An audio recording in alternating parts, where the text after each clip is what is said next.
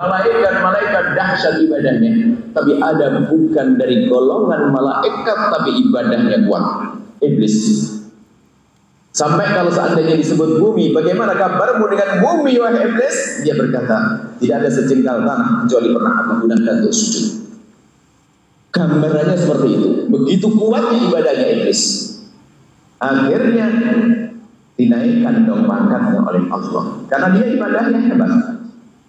Dikumpulkan bersama rombongan para malaikat.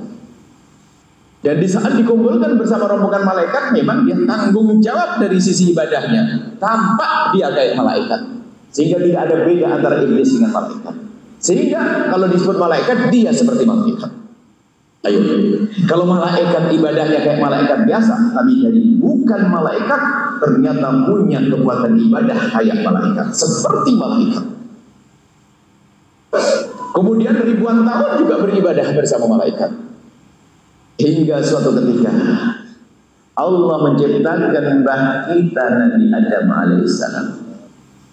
Setelah mbah kita diciptakan, Nabi Adam diciptakan. Setelah diciptakan, Allah memerintahkan kepada rombongan para malaikat yang di dalamnya ada iblis. Karena selagi di situ ya mendapatkan perintah. Anda masuk sebuah tempat harus ikut peraturan di situ dong. Wa idh qulna lil malaikati isjudu li Adam fasajadu illa iblis. Di saat Allah menciptakan Nabi Adam, lalu Allah memerintahkan kepada malaikat agar sujud, fasajadu, kemudian para malaikat untuk memberikan sujud penghormatan, bukan sujud ibadah, untuk memberikan penghormatan kepada Nabi Adam alaihissalam. Fasajadu, kemudian pada sujud semuanya para malaikat, illa iblis, kecuali iblis yang mau. Dia nggak mau, istakbar, sombong. Nah ini ada kesombongan. Rupanya sebab kehancuran ini kesombongan.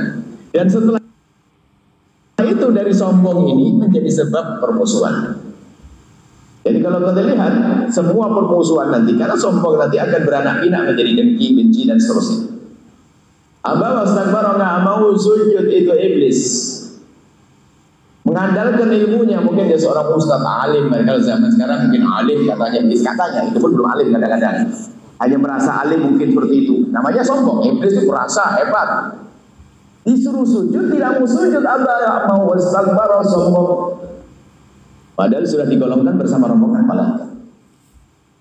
Iblis tidak mau sujud, apakah tanpa alasan? Pakai alasan, tapi alasan yang kuat. Alasannya orang sombong, sehingga hujahnya itu nggak jelas. Dan modelnya orangnya makhluk ini nggak insaf. Ditanya kenapa nggak mau sujud kau iblis? Apa yang menjadikan kau tidak bisa sujud kepada Adam, sujud penghormatan, malaikat sujud semuanya? Iblis rupanya mikir, ya, kok bisa makhluk seperti saya sudah ibadahnya puluhan ribu tahun, suruh hormat sama makhluk yang baru diciptakan oleh Allah, belum punya prestasi, satu sujud pun belum ada. Ini bukan level saya, ini loh saya. Kalau mungkin model kiai ustadz lah, ini kan saya kan luar negeri, dia mah lokal gitu. Atau mungkin pondok saya banyak, ya kan berapa pondoknya, mulai sombong-sombongan. Kalau sudah ada ustadz sombong, saya punya karangan buku banyak, ente belum punya tulisan, apalagi modelnya merasa bahwasanya dia punya kelebihan. Ini kok bisa? Lalu dia berhujah, hujahnya pun jadi hujahnya unik. Kenapa kau maksud? Aku khairun minhu, langsung. Aku lebih bagus dari dia. Aku lebih bagus dari dia. Saya kiai, nah dia bukan kiai misalnya. Aku ustaz, dia bukan ustaz. Ana khairun minhu. Aku lebih bagus daripada Adam. Ini kok bisa saya suruh sujud hormat sama Adam? Rumusnya bagaimana? Prestasi Adam belum ada. Saya ribuan tahun saya sujud. Ya Allah, kau ciptakan Adam dari tanah, kau ciptakan aku dari api. Berhujah di hadapan Allah. Ajib, hebat. Siapa yang mengatakan tanah lebih api lebih bagus daripada tanah, dan siapa juga yang mengatakan tanah lebih bagus daripada api? Sama-sama makhluk. Dari situlah muncul kesombongan. Dari kesombongan ini akan menjadi sebab terus menarik kejahatan-kejahatan yang lainnya. Akhirnya dengki kepada Adam. Enggak puas dengan Nabi Adam sampai berjanji. Sampai berjanji akan menggoda semua. Pokoknya harus hancurkan semuanya. Minta kepada Allah. Nah, setelah itu iblis ini sudah ngerti dimurkai Allah kan tinggal minta ampun ya. Cuma tidak minta ampun, bukan anehnya. Minta ya Allah panjangkan umurku sampai aku akan goda keturunan Nabi Adam. Padahal sama-sama doa minta pengampunan kan beres. Dia mintanya bukan minta diampuni, bukan minta agar dipanjangkan umurnya untuk bisa mengganggu sampai keturunan-keturunannya. Sudah rusak. Pokoknya harus hancur ya, itu loh. Akhirnya diberi tempo, Muntorinya diberi tempo untuk bisa bertemu dengan, makanya sering ketemu iblis. Kita sering digoda iblis ya. Iblis itu kadang-kadang menggoda manusia menjadi manusia sombong adalah anaknya Adam meniru iblis. Kita bahas. Kemudian tidak sampai di situ, hasud. Akhirnya menghasut Nabi Adam. Nggak pengen Nabi Adam dalam ketenangan. Pengen menarik Nabi Adam dalam kesengsaraan. Membohongi Nabi Adam, pohon yang dilarang oleh Allah untuk dimakan, dibilang kamu itu gak boleh makan wahai Adam karena kamu bakal menjadi orang abadi kalau makan pohon ini. Dan Nabi Adam kan polos, di surga masa ada orang bohong, jadi makan saja. Keluar ketawa itu iblis. Disinilah akhirnya iblis mengganggu kita. Hasud terus, akhirnya muncul hasud. Dan hasudnya iblis ini akan diterapkan kepada diajarkan kepada kejahatan manusia pertama kali. Ilmunya iblis. Jadi sombong, hasud. Kisah Qabil Habil.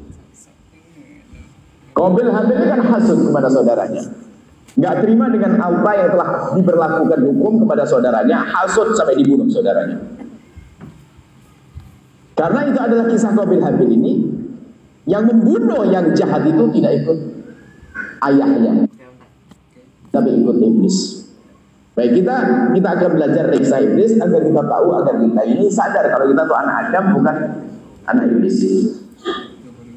Nah, gayanya iblis itu adalah kalau dikasih tahu itu ngeyel. Dikasih tahu tuh ngeyel, tidak langsung insya. Modelnya iblis. Anak khairun minhu. Bahkan pengen goda di mana-mana, godanya pun hati-hati. Iblis ternyata godanya bukan di comberan. Sampailah aqaudanna lahum siratal mustaqim. Bisa saja kita jadi ustaz rupanya bersekongkol dengan iblis di tempat-tempat yang mustaqim, tempat-tempat yang baik godanya. Makanya kita harus waspada, jangan sampai kita menjadi sombong dengan ilmu, sombong dengan ibadah. Sebab sombong banyak, ada harta, ada tahta, ada orang sombong dengan ilmunya, sombong dengan nasabnya, gara-gara anaknya kiai, sombong. Yang kiai bapaknya, anaknya tidak. Sombong dengan hartanya, sombong adalah mazhab iblis. Sehingga orang sombong itu kata Nabi, batarul haqqi, menolak kebenaran. Kalau dikasih tahu itu susah. Madhabnya iblis. Tapi kalau madhabnya Nabi Adam, di situ ulama berbeda pendapat. Nabi Adam waktu makan buah itu belum menjadi nabi, jadi tidak anggap sebagai kesalahan seorang nabi. Nabi tidak pernah bersalah. Ini perbedaan panjang. Sehingga setelah makan buah diturunkan ke bumi, Nabi Adam itu ditegur oleh Allah beda loh. Mbah kita itu beda dengan mbahnya syaitan, iblis dengan Nabi Adam beda. Mbah kita, maka yang merasa anak Adam ikuti madhab mbahnya. Kita punya dua madhab, madhab iblisi sama madhab abawi. Madhabnya iblis sama madhabnya Nabi Adam. Yang merasa anaknya Nabi Adam, dengar. Nabi Adam di saat ditegur tentang apa yang dilakukannya makan buah, langsung spontan ini Di saat ditegur spontan, Rabbana zalamna anfusana wa illam taghfir lana wa tarhamna lanakunanna minal khasirin. Ya Allah, kami salah, kami zalim. Jika Engkau tidak ampuni kami, kan enak begitu. Enggak usah banyak berhujah, enggak usah banyak ribet, sudahlah, salah selesai. Rabbana zalamna anfusana wa illam taghfir lana wa tarhamna. Jika Engkau tidak ampuni kami, jika Kau tidak berikan kasihan kepada kami, niscaya kami akan menjadi rugi di dunia, rugi di akhirat. Dari sini kita mulai. Maka seperti ini, siapa yang paling mulia di antara kita? Bukan yang duduk di atas kursi, bukan yang tempatnya tinggi. Ini tempatnya tinggi karena dianjurkannya dalam menyampaikan pesan harus lebih tinggi, bukan karena pangkatnya tinggi. Dalam isi ceramah itu kalau di bawah itu sunnahnya meninggikan tempat supaya orang nggak bingung begini-begini. Ini bukan kan lebih unggul. Makanya ada disyariatkannya mimbar. Nabi kalau menyampaikan pesan dari tempat apakah batu yang diinjak atau keledai atau mimbar. Jadi kalau menyampaikan pesan itu para ustadz tolong ditinggikan tempatnya biar yang belakang kelihatan, jangan gini-gini terus. Ini bukan karena lebih tinggi pangkatnya, akan tapi karena harus seperti ini. Siapa yang paling dekat kepada Allah, yang paling tulus di hati kita? Siapa yang paling dicintai oleh Allah, yang paling tulus, paling dekat, paling cinta kepada Allah? Bukan jaminan, tapi kita semua berlomba-lomba. Semoga kita menjadi orang yang paling dicintai oleh Allah, kekasih Allah. Nah, seperti itu. Maka dia bisa, dia boleh ada yang sombong. Nggak boleh ada yang sombong. Bahkan kalau kita melihat orang bermaksiat hari ini pun nggak berlaku sombong. Nggak boleh kita sombong kepada orang bermaksiat. Orang